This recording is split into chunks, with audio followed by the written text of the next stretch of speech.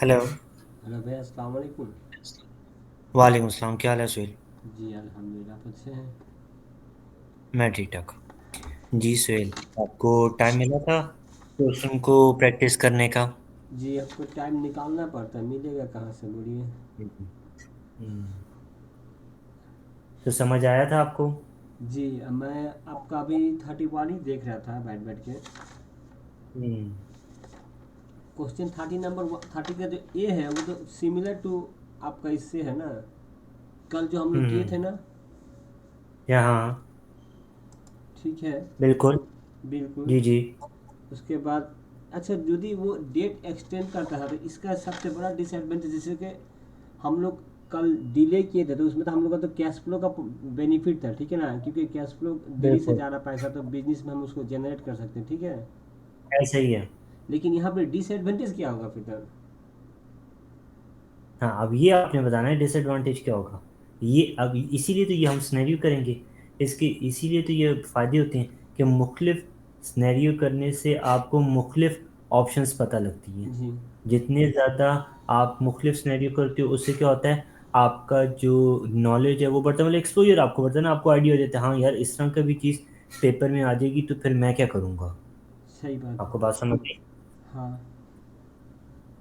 तो ये बेनिफिट होते हैं ज़्यादा किट के क्वेश्चंस को गो थ्रू करने से। जी। ठीक। ठीक है। अब देख करते हैं किट के क्वेश्चंस ताकि ना आपको।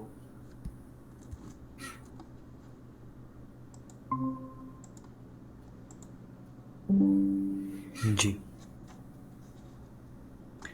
आपने। सबसे पहले किट का question, Meg and Laura. Yes.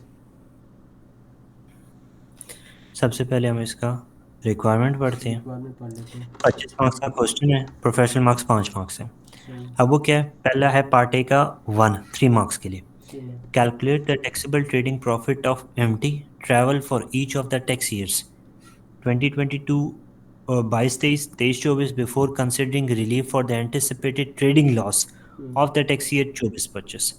आपने उसके ट्रेडिंग प्रॉफिट को बताना है जो उसके 2 साल हैं, और फिर 24-25 के जो ट्रेडिंग लॉस हैं उनको बताना है। ठीक है। ठीक है। अब जरा एमटी ट्रैवल का सिनेरियो पढ़ते हैं। जी। You should assume that today date is 1st April 2023. Meg is an unincorporated sole trader. She requires advice regarding a planned change of accounting date, bringing her husband into the business either as an employee or as a partner. Partner. And the value added tax implication आपने बतानी है। Meg is a 60-year-old and is married to Laurie, owns an unincorporated sole trader business MT Travel, has rental income of £8,600 each year in addition to any profits for MT Travel. MT Travel was set up by Meg on 1st January 2018, ठीक has है। had accounts prepared to 31st December annually, generated overlap profits of 7,400 on commencement. Meg will change its accounting date to 31st March by preparing accounts for the 15 months ending 31st March 2024. सही है। Okay. Currently has no employees. अब जरा T travel का data देखते हैं। जी। Recent उसके फोकास्टेड tax trading adjusted profit है। Year ended 31 दिसंबर 22 का 17,000 का। पंद्रह जी। मंथ का एंडिंग 31 मार्च 2024 का 9,000।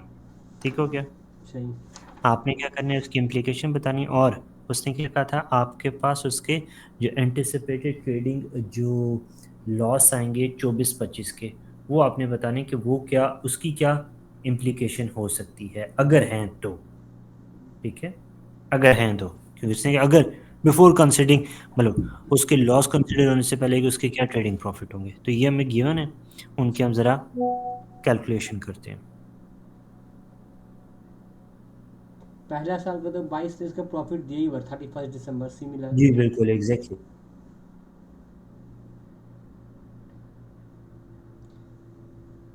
अच्छा, जैसे कि F6 में आपको ओवरलैप प्रॉफिट कैलकुलेट करके निकालना पड़ता था, यहाँ पर लेकिन वो 1-2 मार्क का लिए तो वो लोग खुद ही दे देता ना ऊपर में, या डिवाइड करके ले लो या ये कर लो ऐसे कुछ।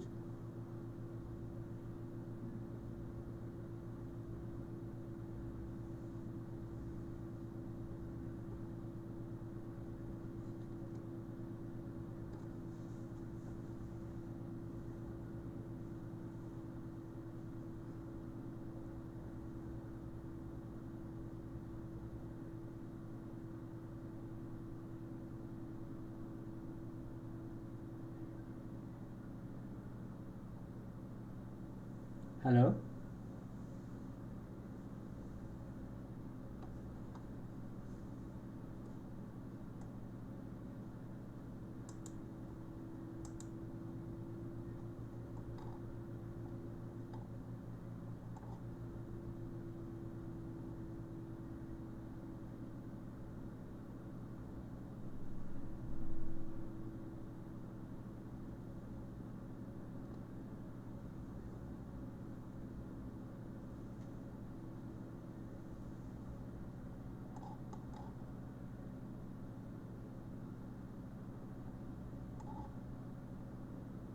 हेलो।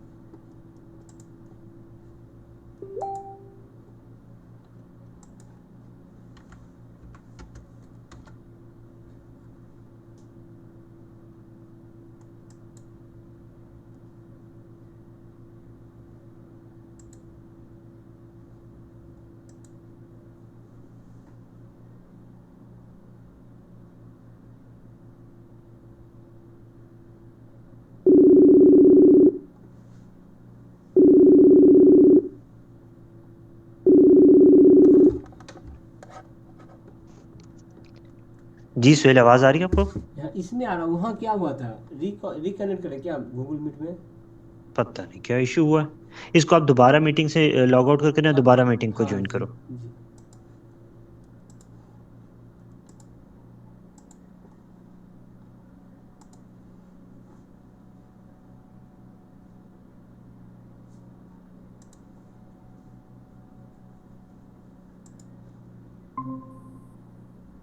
जी सुहेल, आवाज़ आ रही है आपको? बिल्कुल भाई, सॉरी, शायद कुछ प्रॉब्लम हो चुका ओके। था। हाँ, मेरे ख्याल से कोई इशू हो गया था। कोई बात नहीं। अच्छा, अब हम क्वेश्चन कर रहे थे। सही। पॉइंट A1 है, हमने उसके टैक्सेबल जो ट्रेडिंग प्रॉफिट है वो आइडेंटिफाई करने हैं। जी।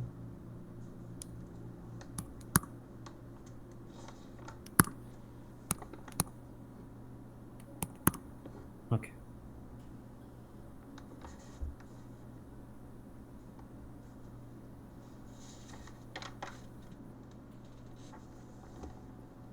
अब taxable trading profit year and 31 दिसंबर 2022 के, जो 22-23 बनता है आपके लिए साल। जी। 22 साल तो दिया ही हुआ आपका क्वेश्चन में आपका। बिल्कुल एग्जैक्टली, ठीक है। Seventeen so thousand year ended 31 दिसंबर 22, और वो कितने आपके पास? 17,000। 17,000। जी। जी। उसके बाद है 23-24। राइट। For 15 months. जी। 9,000। 31 March 2024।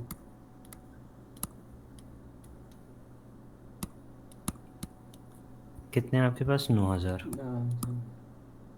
9,000। अब इसमें से आपने ओवरलैप प्रॉफिट आइडेंटिफाई करनी है। अब सही। ओवरलैप प्रॉफिट आपके पास किस तरह से कहते आ रहे हैं, कितने आपके पास ओवरलैप प्रॉफिट आ सेवन रहे हैं? Thousand four hundred yes exactly, शाबाश। लेस ओवरलैप प्रॉफिट्स माइनस करेंगे तो 1,600 आ जाएगा राइट। एटलीस्ट। ये आपका 23-24 का बने, और ये ही उसने 3 मार्क्स के लिए आपसे पूछे बस। लेकिन वहाँ पर वो आर एक सवाल को पूछ रहा है, before considering relief for the anticipating training loss. अच्छा, अब ज़रा इसको पढ़ना। अब वो जी। क्या कह रहे हैं? कैलकुलेट द ट्रेडिंग प्रॉफिट, ठीक है, बाईस जी। तेईस तेईस। लॉस के होने से पहले के हमारे पास प्रॉफिट आएगा। अच्छा, बिफोर हमारे पास तो कंसिडरिंग हैं ये लॉस। दो गिवन है, लेकिन जी। इसमें से हमने अपने जो ओवरलैप प्रॉफिट है वो माइनस करके उसको एक्चुअल बतानी है ना, एक्चुअल का है। एक के राइट। तो हमारे पास है, 24 का हमारे पास नहीं है, हम्म। वो हमने बताना है। ठीक हो गया? ठीक। आगे 2 मार्क्स के लिए, Identify and explain one practical disadvantage जी of empty travel having a 31 March year end rather than a 31 December year end. जी आपने एक उसकी डिसएडवांटेज बताना है नहीं। कि अगर वो 31 मार्च ना ले, 31 दिसंबर ले ले, तो हम्म, क्या डिसएडवांटेज होता है? सोचो क्या क्या हो क्या सकता है? वैसे एक ज़रा सोचो क्या डिसएडवांटेज हो सकता है। इसमें disadvantage होता है। रिटर्न देरी में जमा देना पड़ेगा, इसके लिए अच्छा, कोई तो फिर पनिशमेंट है उसकी क्या? क्या, नहीं नहीं, उसकी क्या डिटेल हो सकती है? डिटेल बताओ, मतलब एक सोचो, एक ज़रा वैसे ही रीड आउट करो कि क्या इसकी इम्प्लीकेशन हो सकती है।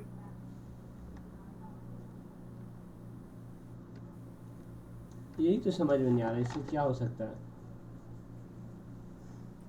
अंदाज। अच्छा, आप कुछ अब ये देखो, बोले। अगर आप 31 मार्च नहीं लोगे, जी। तो और उसकी जगह आप 31 दिसंबर ले लोगे, हम्म। तो अब आपकी जो क्लोजिंग डेट है, ठीक है, वो तो एक टैक्स ईयर में आएगी, लेकिन जो अच्छा, अगला टैक्स यहाँ ईयर एक है वो ये दो। बेनिफिट, यहाँ तो एक बेनिफिट भी ऐसा होता है ना, जैसे कि HMRC को तो आप 31 दिसंबर के बाद वाला जो 1 जनवरी आएगा वहाँ पे ही तो नोटिफाई करना पड़ता है, लेकिन यहाँ तो उन्हें, जैसे कि आप कल बोले थे ना हमको एक बात, ये यार बिल्कुल 12 महीने के बाद जो 31 जनवरी आएगा उसी को हम लोग कैच करेंगे, ठीक है ना। बिल्कुल। लेकिन यहाँ तो ये तो अच्छा, यूटिलाइज नहीं होगा।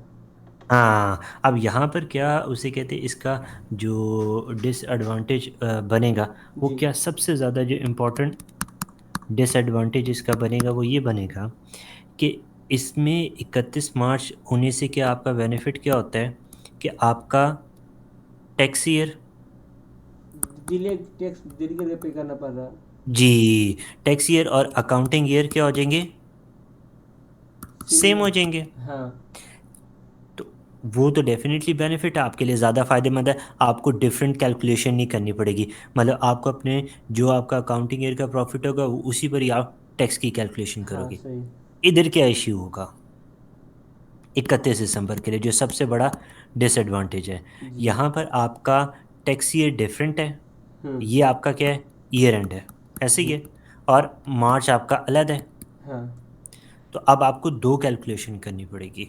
अब आपको अपना प्रॉफिट पहले 31 दिसंबर के लिए बनाना पड़ेगा, फिर हाँ। 31 मार्च के लिए करना पड़ेगा।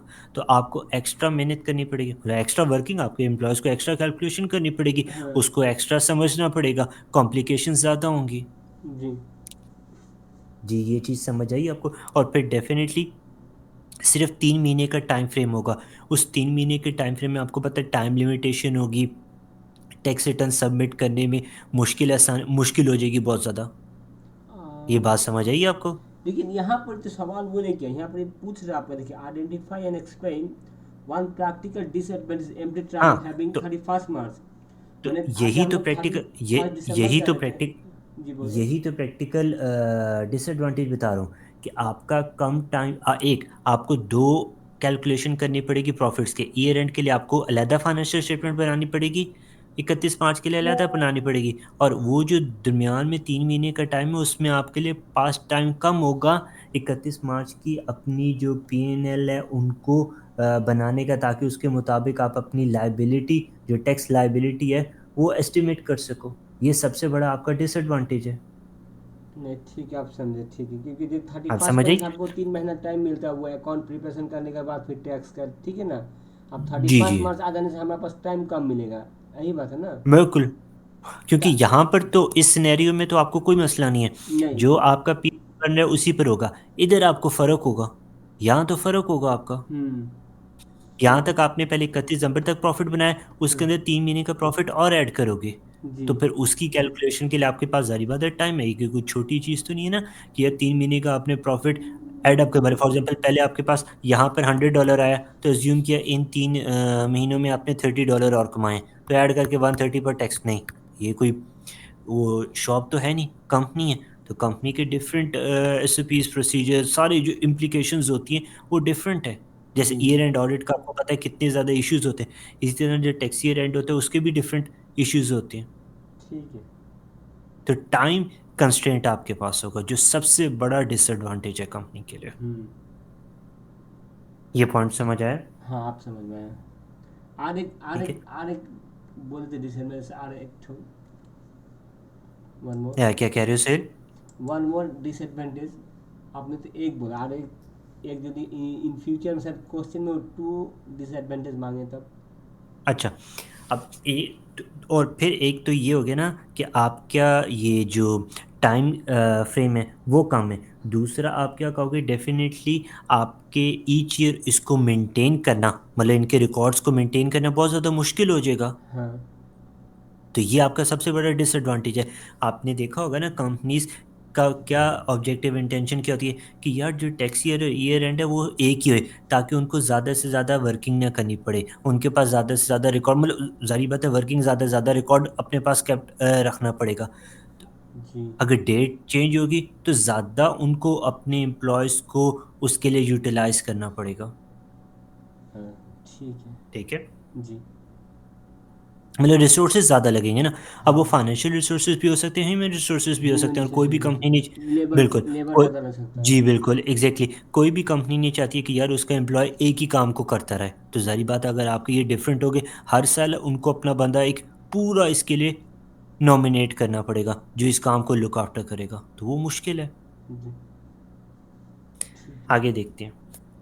बी का one, calculate the allowable trading loss available to each of the Meg and Laurie for the tax year 24-25। Loss आ रहा है उसकी बात करनी है। Hmm. If Laurie becomes an employ और alternatively a partner in empty travel on 1 April 24।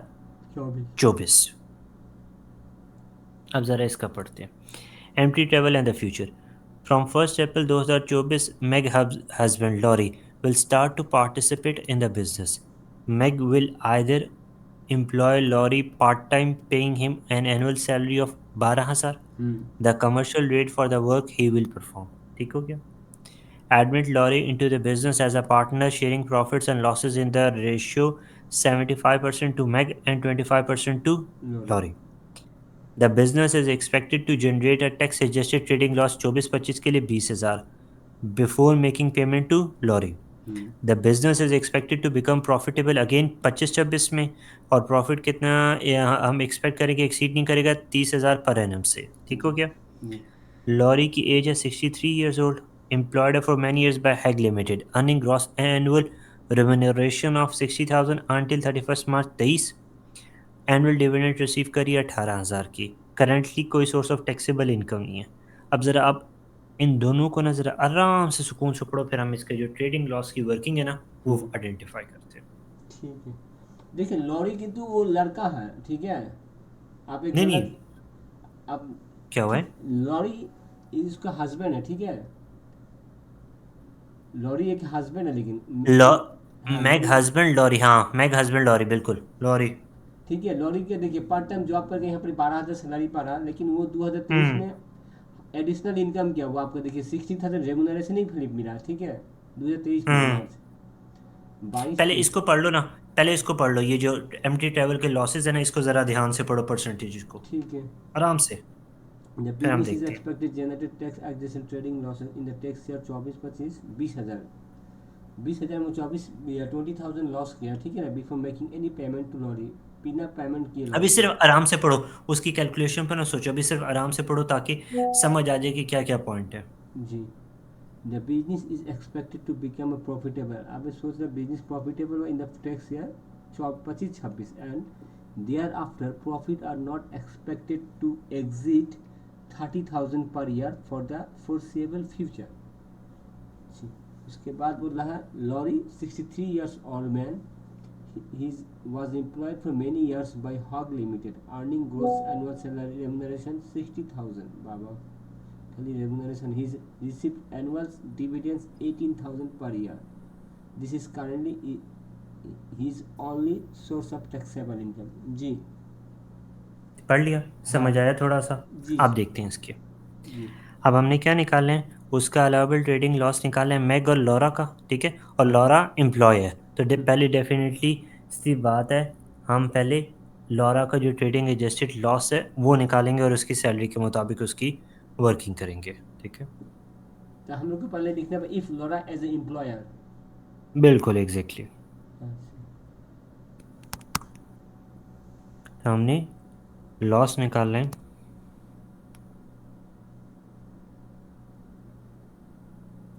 If जो आपकी ये लॉरा है इज एन एम्प्लॉय, ठीक हो गया। जी। अब जो टैक्स एडजस्टेड आपके पास लॉस आ रहा है, 20,000 इसको डिवाइड करना पड़ेगा, जैसे पार्टनरशिप 75%, 25% है क्या? बिल्कुल वो भी करेंगे, अभी वो भी अच्छा करेंगे। ठीक है। 20,000 का तो टैक्स एडजस्टेड क्या आ गया आपके पास, क्या आ गया, वो आ गया, लॉस आ गया। लॉस आ गया। अब इसके अंदर लॉरा की सैलरी भी मिल रही है, वो हम ऐड बैक करेंगे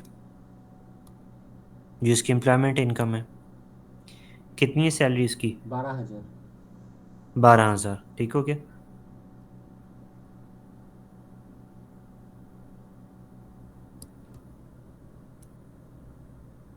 12,000 इसकी क्या है, लॉस, ये सैलरी सैलरी। है। जी। अब एनआईसी वो कोई पे करेगा,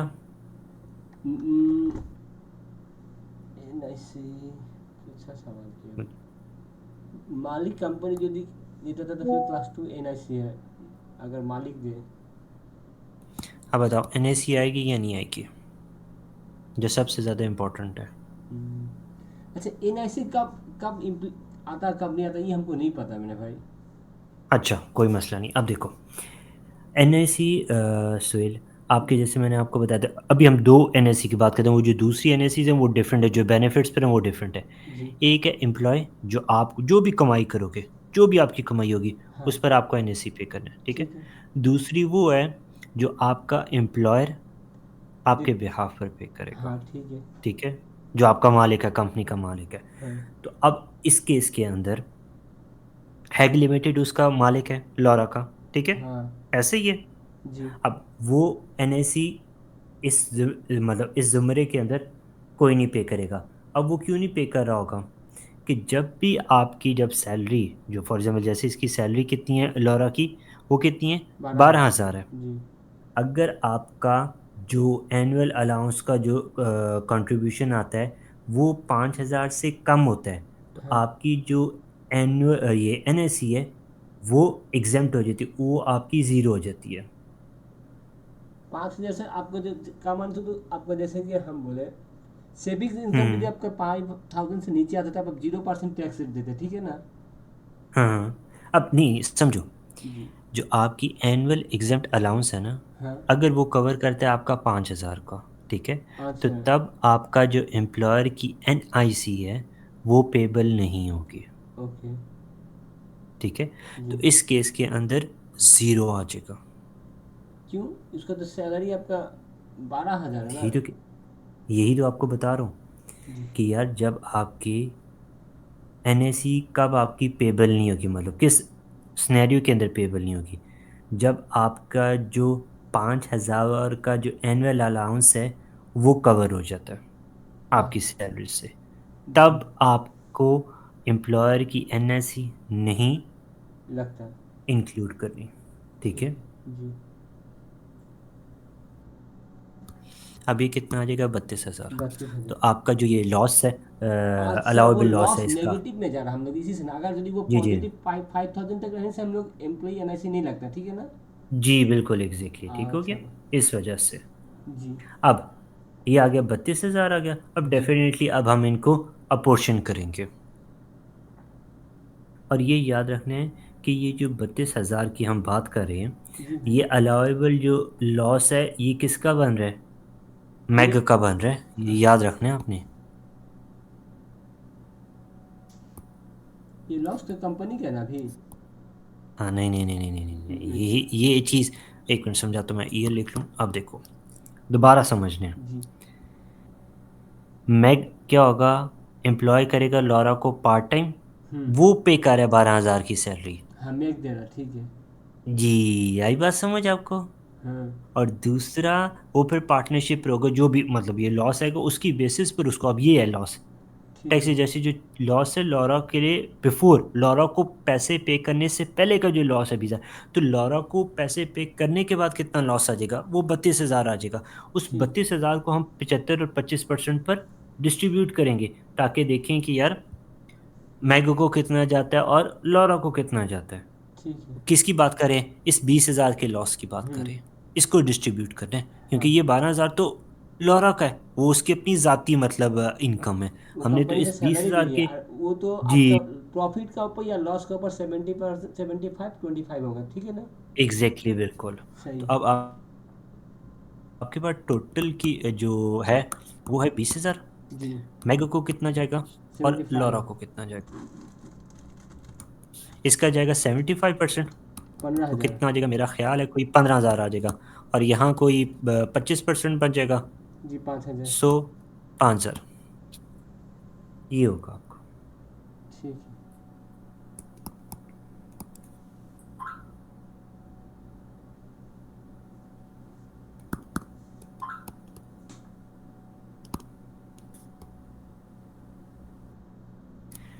जी सुहेल, ये समझ आया आपको? हाँ, ये ठीक है अब तक। ठीक है। तो क्योंकि हमको ये हमेशा समझने याद वाले रखना पड़ेगा, अगर पॉजिटिव फिगर में एम्प्लॉई एनआईसी 5,000 तक हो तो 0% एम्प्लॉई एनआईसी देना पड़ता है, मतलब ट्रेडिंग प्रॉफिट आर के मैंने जैसे कि सैलरी, ठीक है ना? बिल्कुल ऐसे ही है। उसका ऊपर जाने से अब फिर ये वो परसेंटेज एक बात अब याद आया मुझसे, थोड़ा सा रुकिएगा।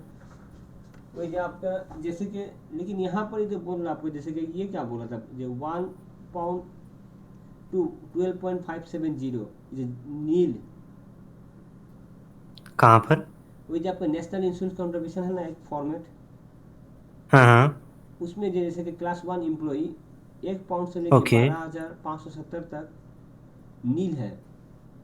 अच्छा। ये क्या है तो, समझे मेरा बात? आप देख लोग मैं समझ वही कह सकते रहा हैं। हूँ ना, NAC हाँ हाँ।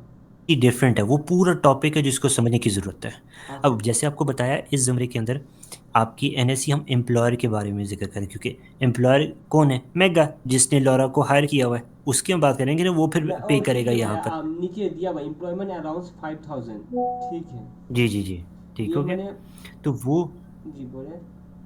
ठीक, हाँ, जो अभी आप काम 5,000, तो 5,000 तक तो माफ़ी है। तो इस 5,000 की माफ़ी पर इसका ज़ीरो आ रहा है। अच्छा ठीक है। ठीक है। जी। ठीक। नेक्स्ट क्वेश्चन अच्छा पे। अब देख जी, अब देखते हैं पॉइंट नंबर 2। अब वो क्या है बी का, advise Meg and Laura of the alternative ways in which their respective trading losses as calculated in B1, जो आपने B1 में कैलकुलेट किए ये हाँ 15 और 5,000, ठीक है। इसमें हम could be लोग used depending on whether Laura is taken on as an employee or as a partner। मतलब हो सकता है लॉरा एज ए एम्प्लॉय आ जाए या एज ए पार्टनर आ जाए, अगर वो इस सिनेरियो में जाते हैं। And state the rate at which the income tax would be saved in each case. ज़रा इस क्वेश्चन को ना, पॉइंट को 8 मार्क्स से ज़रा ध्यान से पढ़ना है, आराम से, जी। बार बार इसको समझने की कोशिश करनी है, क्योंकि दो चीज़ें वो कह रहा है। ये आपको पता है ना, एंड से पहले कुछ और चीज़ और एंड के बाद कुछ और चीज़ है। ये इसका जी। फ़र्क आपको पता है ना, कि एंड से पहले कुछ और एक क्वेश्चन होता है, एंड के बाद दूसरा क्वेश्चन। तो इसका मतलब है अगर एक लाइन के अंदर एंड दिया हुआ है, इसका जी। मतलब वो दो चीज़ें आपसे पूछ रहा है। तो इसको ज़रा ध्यान से पढ़ना है, फिर हम ठीक इसको है। देखते हैं। ये पूछ रहे एडवाइस देने के लिए, Meg and Lorry of the alternative ways in which their respective trading losses as a calculated. B1, हम लोग जो B1 में जो ये जो ट्रेडिंग लॉसेस कैलकुलेट किए थे, ये बोला hmm could be use depending on whether Laurie is taken as an employ और एज ए पार्टनर। वो पूछ रहे थे एम्प्लॉय हिसाब से अच्छा होगा ना, अगर पार्टनर हिसाब से अच्छा होगा, यही बात है ना। स्टेट अमंग बोला एक्सप्लेन करने के लिए, the rate at which income tax would be save in each case. Income tax कैसे हर तरफ से सेव कर सकता है। हम्म इसको अब ज़रा दोबारा आराम से, सुकून आराम से पढ़ो, उसकी वो कैलकुलेशन ही समझने की कोशिश करके वो क्या कह रहा है। एडवाइस करने बोल रहा हम लोग को, Meg and Lorry of the alternative way, अलग दूसरा किस्म का वे से, ठीक है, alternative hmm ways in which their irrespective trading losses as calculated B1 could be used depending on whether lorry is a lorry is taken as an employee or as a partner। वो यहाँ पर यही बोला ना, जो alternative way से हम लोग को कैलकुलेट करके दिखाओ, जैसे B1 में कैलकुलेट किया हुआ है। हम्म। और ये कुड भी यूज, ये हो सकता है या एम्प्लॉय या पार्टनर कौन सी तरफ से वो टैक्स सेव कर सकता है। हम्म। ठीक है ना, यही पूछ रहा ना। बिल्कुल। अब उसके बाद बोल एन स्टेट मैंने एक्सप्लेन करने the rate at which income tax would be save in each case. हर तरफ से किस तरह से मैंने इनकम टैक्स सेव कर सकता है कंपनी को बिल्कुल दोहराइए इसका, यही है ना। ऐसे ही। अब ज़रा इसका समझते हैं वो क्या कह रहे हैं। जो आपने B1 में कैलकुलेशन की है, हाँ अगर हम लॉरा को एज अ एम्प्लॉय या पार्टनर लेते हैं तो जी क्या इसकी इम्प्लीकेशन होगी। एक, दूसरा, जी क्या इनकम टैक्स पर क्या रेट लगेगा जिससे वो सेव कर सकेंगे इस सिनेरियो पर। ज़हन में रखना, हाँ अगर एम्प्लॉय लेते हैं तो क्या फ़र्क पड़ता है, और अगर पार्टनर लेते हैं तो तब फिर क्या फ़र्क पड़ता है। जी। ज़रा अब एम्प्लॉय के लिहाज से ज़रा आप बताओ क्या बनता क्या है? वैसे एक सोचो क्या हो क्या सकता है। अब एम्प्लॉय हिसाब से लेने से तो उसका सैलरी तो बहुत ज़्यादा हो जाएगा, देखिए वो एडिशनल सैलरी ले रहा है, हायर ले अच्छा, रहा है। ठीक है।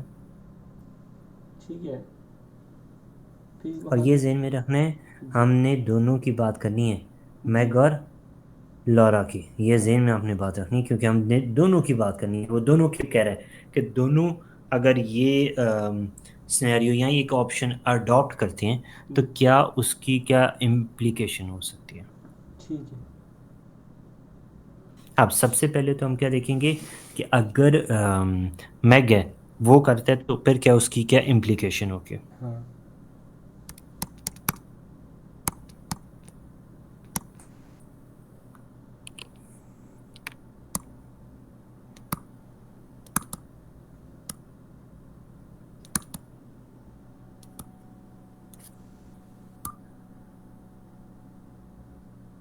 अगर लॉस रिलीफ मैग लेके जाता है तो फिर क्या उसको बेनिफिट मिलेगा, मतलब क्या उसको क्या फ़ायदा क्या मिल सकता है। अब ठीक है। जैसे हमने बात की है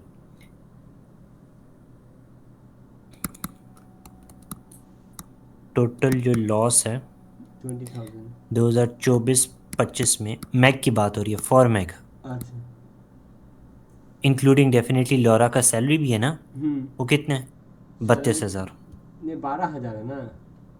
नहीं नहीं नहीं नहीं, समझो समझो सुहेल, जी मैक के लिए जो लॉस है हाँ। वो दोनों है ना। ओ सॉरी। 12,000 का भी वो लो, हाँ वो दोनों, वो तो कंपनी का मालिक भी है ना एक दोनों तरह का है जी। तो उसके लिए क्या है, से लॉस। 32,000 जी लॉस है। ठीक हो गया, 32,000 का लॉस है अगर वो लॉरा को एज एन एम्प्लॉय लेता है। हाँ। ठीक है, और अगर एज अ पार्टनर लेता है तो फिर कितना उसे कहते हैं, उन्होंने बताया कि कितना फिर लॉस उसे कहते हैं उसको बेयर 15-20। करना पड़ेगा ये चीज़। 15-20। सो इफ़, ये तो तब है ना 32,000 इफ़ जो लॉरा है as a employer. As an employee. ठीक हो गया, जी ये समझना बहुत ज़्यादा ज़रूरी है। और and if Laura is a partner then 15,000 होगा। ये जेन में रखनी है हाँ। बात, ये सबसे इम्पोर्टेंट चीज़ है। तो अब अगर हम 24-25 की बात करें या 23-24, अच्छा, लॉसेस को आप किस तरह एडजस्ट कर सकते हो, वो कोई कॉन्सेप्ट आपको पता है।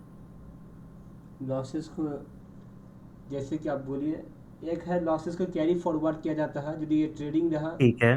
कारण ईयर के साथ नियम से, फिर कारण बैक 12-36 मंथ्स। ठीक है ना, और नियम हम्म। से फिर इन फ्यूचर में कैरी फॉरवर्ड किया जाता है, यही है ना फॉर्मेट तो ओके। Trading losses.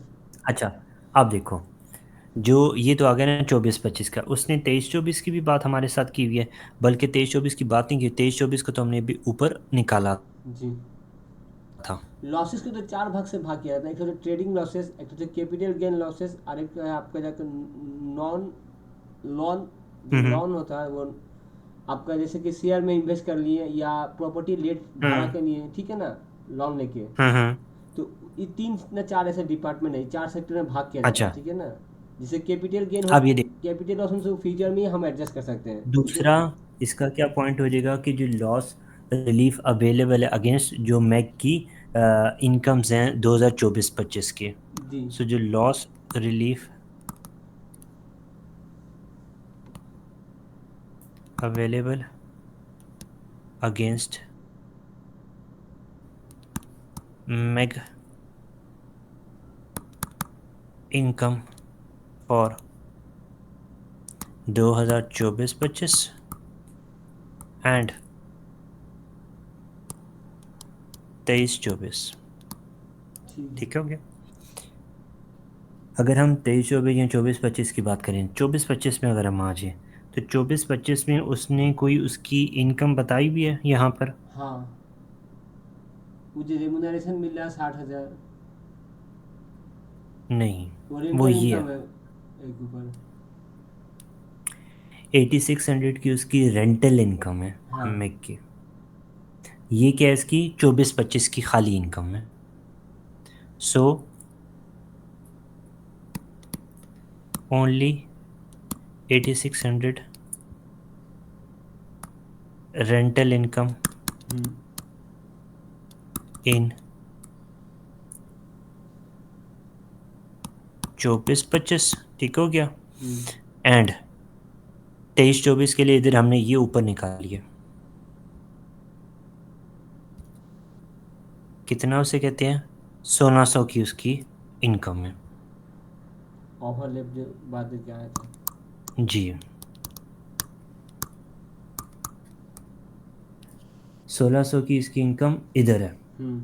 अच्छा, अब वो पॉइंट ए में आपने कितनी, अभी वो क्या कह रहा है फिर, कि पॉइंट ए में जो आपने लॉस निकाला है, ये जो पॉइंट ए में जो आपने वर्किंग की है हम्म। उसके मुताबिक कितना होगा? पॉइंट ए में अभी हमने कितना उसकी बात करें, 8600 है, उसे कहते हैं पॉइंट ए में, ऐसे ही है। नहीं, 15 और 5 था ना पढ़ने में।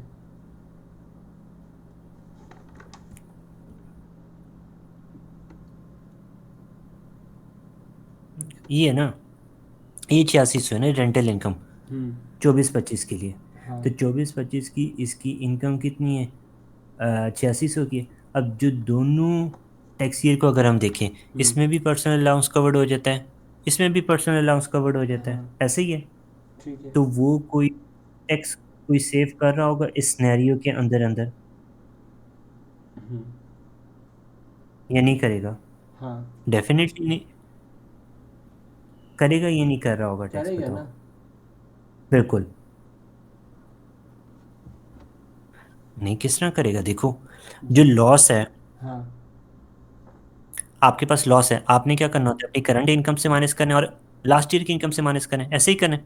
हाँ, लॉस का तो फॉर्मूला फॉर्मूला ही है ना, जैसे कि कैरी बैक, कारण या सर ट्रेडिंग लॉस होने से फिर वो कारण के साथ नहीं एडजस्ट होता तो फिर पहले कैरी तो बैक करता है, कैरी बैक करने का पहले तो उसको लिफो। करंट ईयर से माइनस करेंगे ना। हाँ ठीक है। करंट ईयर से, हाँ करंट ठीक। ईयर कितना है, 8600 से माइनस किया, ठीक है, तो हाँ। इसका तो पर्सनल अलाउंस गया।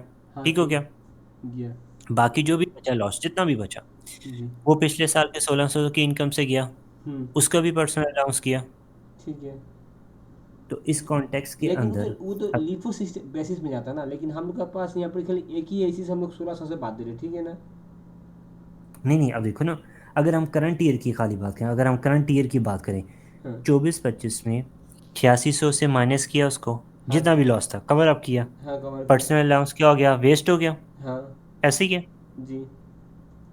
पर्सनल अलाउंस जब आपका ये मतलब कवर कर जाएगा ना, क्योंकि आपकी पर्सनल अलाउंस कितना है, तकरीबन 12,500 का आपका ठीक है। पर्सनल अलाउंस है, तो वो तो यहाँ कवर कर जाएगा। तो हम्म। डेफिनेटली जो लॉस रिलीफ आपका क्लेम है, वो आपको कोई टैक्स सेविंग में फ़ायदा नहीं देगा। हाँ। टैक्स सेविंग आपकी कब होती है? जब आपके पास जो गेन आ रहे होते हैं वो आपके बेनिफिट दें, जब आपका टैक्स आपके लॉस से ज़्यादा होता है तब आपको फ़ायदा होता है, यार कोई आपने टैक्स पे करना हुआ तो तब। इस कॉन्टेक्स्ट में तो अगर आपके पास लॉस नहीं भी होगा, हम्म। इसमें से अगर तकरीबन महज 12,500 का माइनस भी करेंगे, तो फिर भी आपके पास ज़ीरो मतलब आएगा टैक्स, तो फिर भी आप नहीं पे कर रहे हो। बात समझ आई आपको? हाँ।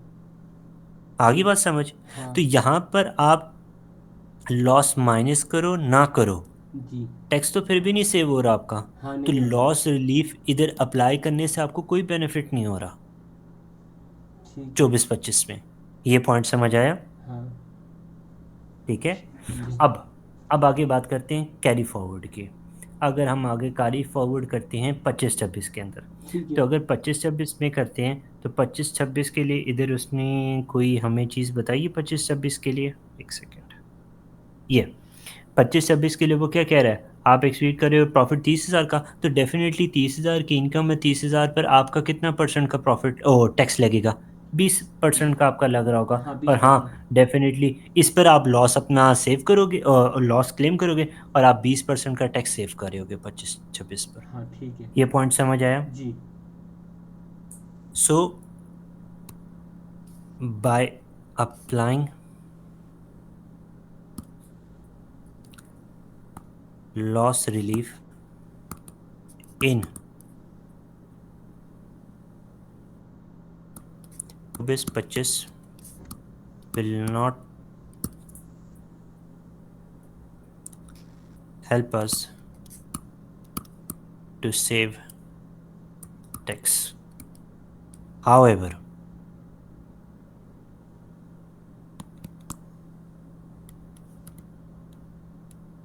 in 25-26 we will be able to save tax at the rate of 20% by applying loss relief और by claiming loss relief। जी, ये पॉइंट समझ आया आपको? देखिए, सो बाय अप्लाइंग लॉस, उस पढ़े आप थोड़ा, मैं जाने देखो, याद इसकी। अब ये देखो, जी। ये क्या है? अगर हम लॉस रिलीफ क्लेम करते हैं, हाँ। ठीक है, 24-25 में जो भी जी। लॉस है, तो हमें कोई बेनिफिट नहीं होगा टैक्स सेव करने का। क्यों? Because the personal allowance amount will already, use. बिल्कुल मतलब कवर कर जाएगी ना अमाउंट को, will already cover the rental income. ठीक है। सो इस वजह से आपके पास जीरो होगा तो कोई बेनिफिट नहीं मिलेगा। लेकिन हाँ, 25-26 में आपको टैक्स सेव होगा 20% पर। क्यों? क्योंकि आपकी इनकम 30,000 है तो उस पर 20% टैक्स लगेगा। तो हम्म। वो आप सेव करोगे जब आप लॉस रिलीफ क्लेम कर रहे होगे। जी। ये आपके। किसकी हम कॉन्टेक्स्ट में बात करें? मैग के हाँ, कॉन्टेक्स्ट मेक में के। बात करें। ये पॉइंट समझ आया आपको? हाँ जी भाई। अच्छा, अब आगे देखते हैं लॉरा का, कि लॉरा के साथ उस सिनेरियो में लॉरा मतलब उसको अगर ये दो चीज़ें जो हमने बात की हैं, अगर ये लॉरा पर अप्लाई करते हैं तो वहाँ पर हमें सेव होता है या यही सिनेरियो चलता है? ठीक ठीक है। है। अब ये ज़हन में रखना है, लॉरा ने आपके पास 24-25 में ये आपके पास उसकी इनकम है लॉरा ठीक की। है। लॉरा कहाँ, जो उसका हस्बैंड है, कितनी है? 18,000 का उसका डिविडेंड इनकम है। हाँ। ठीक है। अच्छा, अब डिविडेंड इनकम है, तो डिविडेंड इनकम पर आपका ये लॉस कवर अप हो जाएगा इजीली। ठीक है, लॉस लेकिन कवर हो डिविडेंड जाएगा। इनकम वो कब पाया, ये तो मेनी ईयर्स, मैंने बहुत साल से चल रहा क्या वो, ही रिसीव एनुअल डिविडेंड्स फॉर, जैसे कि आपका सैलरी देखिए बोला, रेमुनरेशन है 60,000, thirty for five many years, तो मैनी ईयर्स का मतलब है हर साल वो 18,000 की डिविडेंड ले रहा है ना। हाँ सर, ठीक है, तो मेनी ईयर्स, हाँ। ठीक है, जी। मैनी ईयर्स तो हर साल का डिविडेंड 18। तो अगर डिविडेंड 18,000 है, उस पर आप टैक्स कितना देते हो? 7.5% टैक्स देते हो डिविडेंड्स, डिविडेंड हाँ, पर। 7.5, उसमें भी तो आपका टू ठीक है, थाउजेंड फर्स्ट एग्जिम था ना। जी वो तो मतलब 7.5 ही होगा ना, 7.5% आप टैक्स ठीक है देते हो, लिए। 16,000 पर करो, तो 7.5% तो फिर आप टैक्स सेव करोगे इस हाँ। डिविडेंड के कॉन्टेक्स्ट में। ठीक है। एक तो ये पॉइंट हो गया। ठीक है, ये बात आ गई जी। आपकी 23-24 इसकी, क्योंकि वो आपका और 24-25 में मतलब आपकी जो वो इनकम बन रही है, क्योंकि 25 24-25 में तो आपके पास ये लॉस है। जी। 24-25 में तो आपके पास लॉस है, और वो लॉस आपके पास कितने है, ये 5,000 का आपके पास लॉस आ रहा है लॉरा का, जो प्रॉफिट शेयरिंग से हो रहा है। तो वो तो आपकी वही बात, फिर पर्सनल अलाउंस सेव कर जाएगा, उस पर तो कोई इम्पैक्ट नहीं आएगा। हाँ, ये जो 18,000 का डिविडेंड आ रहा है, इस पर आप 7.5% का क्या करोगे, टैक्स सेव करोगे। और हाँ। हाँ, अब वो आप जो बात कर रहे थे फाइफो बेसिस की, उसे कहते हैं लॉस को एडजस्ट करने की, जी। अब वो यहाँ पर जिक्र करोगे। अब हाँ। यहाँ पर वो जो फाइफो बेसिस वाला कॉन्सेप्ट है लॉस का, वो ईद उल लौरा के लिए एक्सप्लेन करोगे। पहले आप बताओगे कि यार 5,000 का जो लॉस है उसका 24-25 में वो तो सीधा जाएगा ना, वो तो आपकी क्या नाम है कवर अप कर जाएगा इसको, करेंट है। ठीक है। पर्सनल अलाउंस वगैरह को। और फिर जो 23 में जो 18,000 है, डेफिनेटली आप 7.5% का टैक्स देते हो, वो सेव करोगे, ठीक है। और फिर अब आप आ जाओगे 24-25 के, जो बाकी आपके पास जो लॉस की सारी चीज़ें रह जाएंगी, उसको आप क्या करते हो अपनी टोटल इनकम के पिछले जो 3 सालों के आपकी इनकम्स हैं, उनके अगेंस्ट ऑफसेट करते हो, किसकी बेसिस पर, फाइफो बेसिस पर। हाँ। और अगर हम फाइफो बेसिस पर बात करें, तो हम क्या कहेंगे, यहाँ पर उसने एक और चीज़ भी बताई हुई है कि Laura higher rate tax payer थी, या कौन सा टैक्स रेट पेयर थी, यहाँ उसने मेरे ख्याल से हायर बात रेट की तो हुई है। नीचे में पिक किया ना, 60,000 रेमुनरेशन। हाँ बिल्कुल। तो 60,000 पर कितनी आपकी टैक्स लगता है, 40% लगता है। चालीस तो परसेंट जब आप लगेगा। फाइफो जी, तो 5,000, और जो आप क्या नाम है पिछले सालों पर जाओगे, तो आप कहोगे वो पिछले सालों में कितने परसेंट टैक्स सेव कर रहा होगा, 40% सेव कर रहा होगा। ये हाँ। पॉइंट समझ आया या नहीं। हाँ ठीक है। सो आप क्या कहोगे, loss relief available to to. Laura. पहला तो आप बात करोगे ना कि यार जब अगर लॉरा पार्टनर बन जाती है, तो उसका तो अलाउंस ही, ओ सॉरी, जो लॉस ही है 24-25 का, वो 5,000 है। Hmm. If Laura becomes partner, so the loss for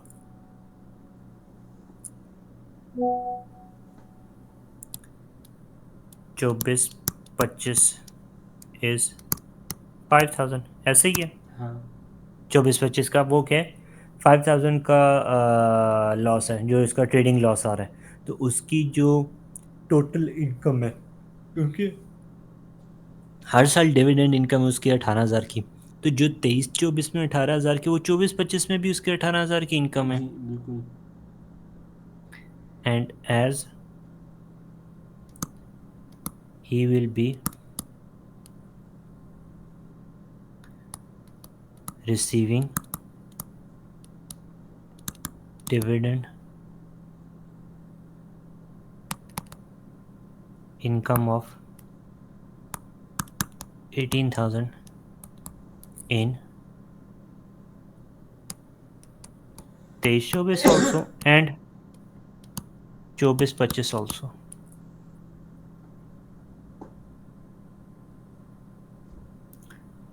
Therefore, he will be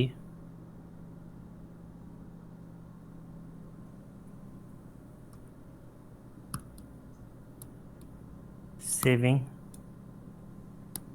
tax at the rate of 7.5%। ठीक है। ठीक है। हम्म। और जारी बात है, वो फिर आप बताओगे कि यार पहले 2,000 पर तो ज़ीरो लगेगा, बाकियों में फिर उसके मुताबिक वो कर रहा होगा। हाँ। ये तो हो गया इसका पहला। अब आ जाओ इसका जो दूसरा पॉइंट होगा, और जो हम दूसरा पॉइंट बात कर रहे थे कि 24-25 में जितना भी उसकी इनकम होगी, उसके अगेंस्ट तो लॉस एडजस्ट होगा, हम्म। बाकी सीधा चला जाएगा, कैरी बैक हो जाएगा 3 सालों में, फाइफो बेसिस पर उसको एडजस्ट हाँ। करेंगे।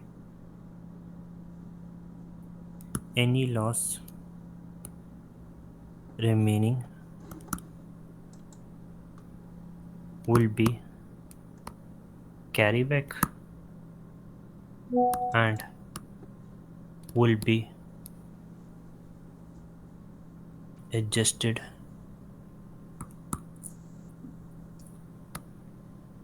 from the last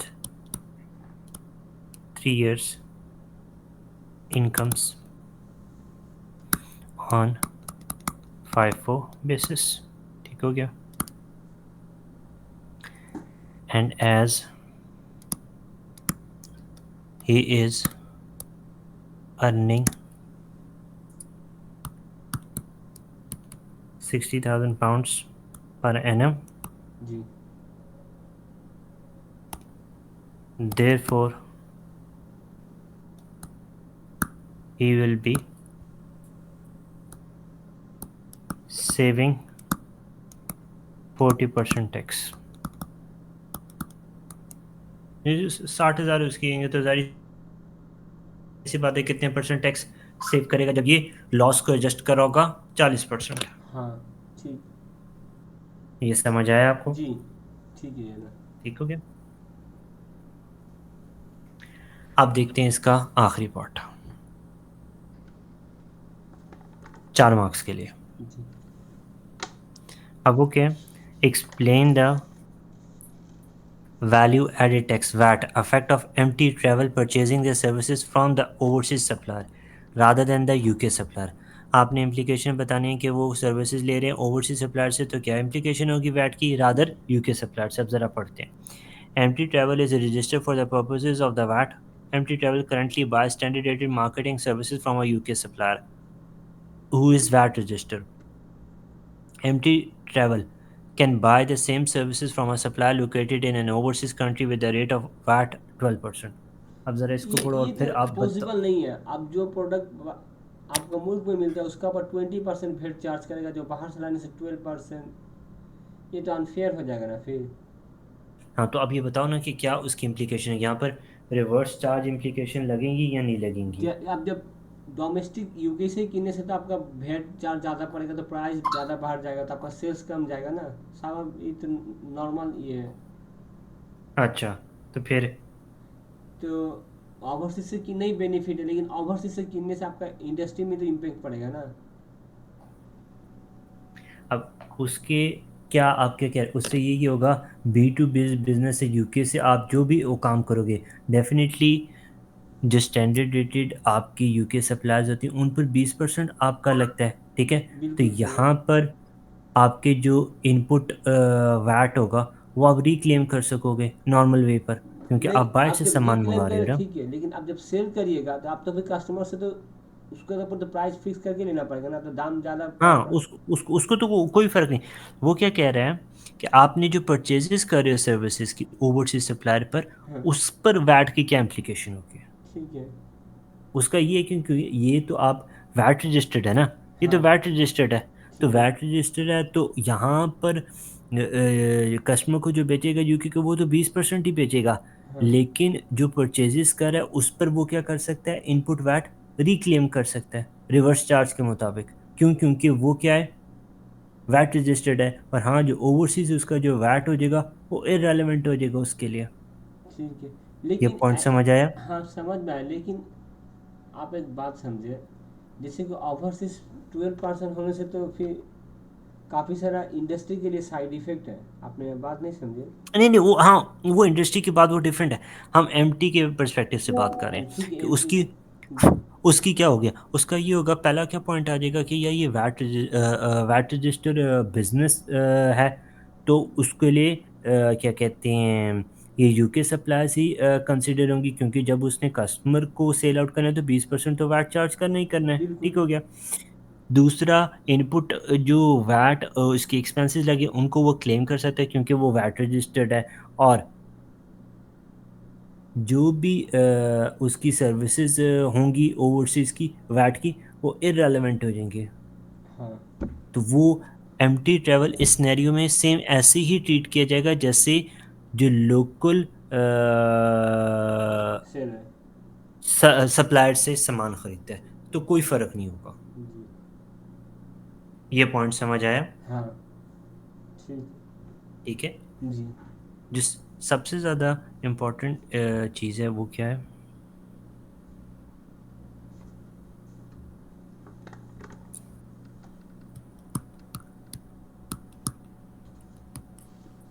एक जो एमटी है वो वैट रजिस्टर्ड है, हम्म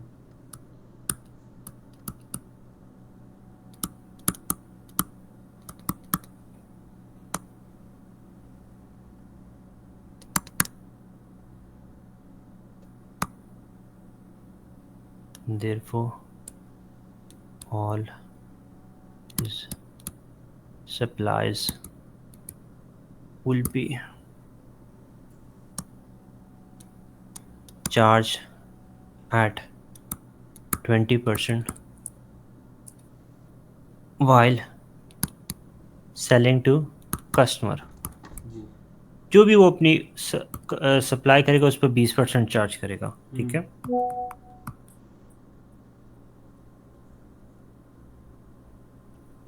और जो रेट ऑफ वैट ओवरसीज है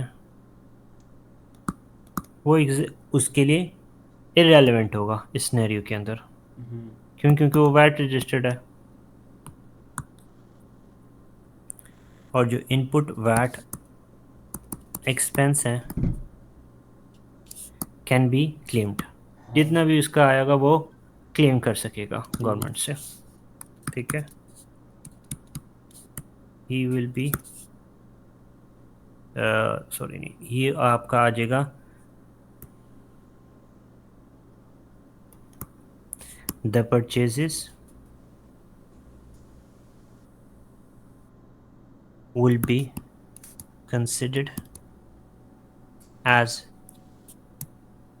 ठीक same purchases done from UK supplier। तो परचेजेस सेम ऐसे ही कंसिडर होंगी जैसे उसने यूके के सप्लायर से परचेजेस किए।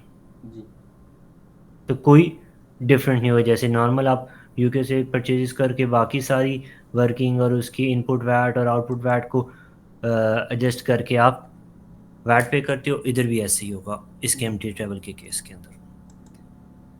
ठीक है। जी सुहेल, ये समझ आया आपको क्वेश्चन?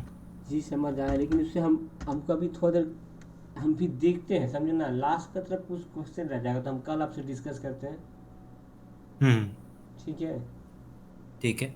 ये जारी सी बात है, जितने ज़्यादा सिनेरियो करेंगे उतना ज़्यादा फ़ायदा होगा, और प्लस जितना ज़्यादा आप नोट्स को गो थ्रू करोगे, वही बात, समरी आपके पास नोट्स होंगे उतना आपके लिए बेनिफिशियल होगा, मतलब। और वो समरी जो समराइज नोट्स और अच्छे जो मतलब आपको सही समझ है, ताकि आपको हर जो पॉइंट है वो समझ आए, याद रहे, क्योंकि छोटे छोटे रूल्स हैं, छोटे छोटे रूल्स ही पेपर के अंदर टेस्ट होते हैं, 2 से 4 मार्क्स मिनिमम पर एवरेज पर टेस्ट हो रहे हैं, तो वो कम्युलेटिव आपके लिए बहुत इंपॉर्टेंट रोल प्ले करते हैं, जी ठीक है। अच्छा, कल कौन सा कराएंगे आप? कल इंशाल्लाह फिर हम एक और कल कौन सा कराएंगे, मैं एक सेकंड बता देता हूँ। कल हम करेंगे, इस सेक्शन में से हमने 2 कर ली हैं, अब हम कल करेंगे,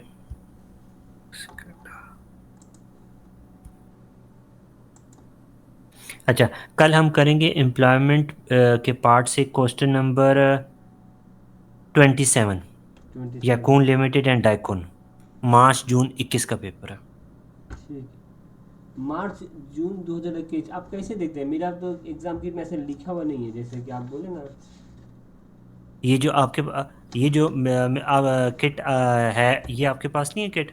मेरे पास जो किट है उसमें तो अब हाँ हाँ पास में कुछ लिखा नहीं रहता, जैसे कि आप बोले कितना नंबर क्वेश्चन बोले, 27 ना। हाँ हाँ, हाँ उस कुछ पे नहीं लिख लिखा हुआ रहा मार्च जून 21? था। 1 मिनट 1 मिनट मेरे में तो उसके जो इनिशियल लिस्ट है ना, किट के शुरू में जाओ, किट के शुरू में जाओगे तो वहाँ पर आपको क्वेश्चंस की लिस्ट दी हुई है, और वहाँ पर उसके बिल्कुल राइट साइड पर साल भी लिखे हुए हैं, कौन से साल का वो पेपर है। 1 मिनट। अच्छा, वो जो शुरू में ही है ना, जैसे IST है, हम्म, CGT है, ऐसे ना क्या? बिल्कुल ऐसे ही।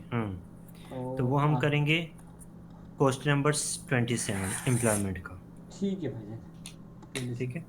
अच्छा, ठीक है, थैंक तो यू आपने आपका। इसको, ओके, ओके। ओके।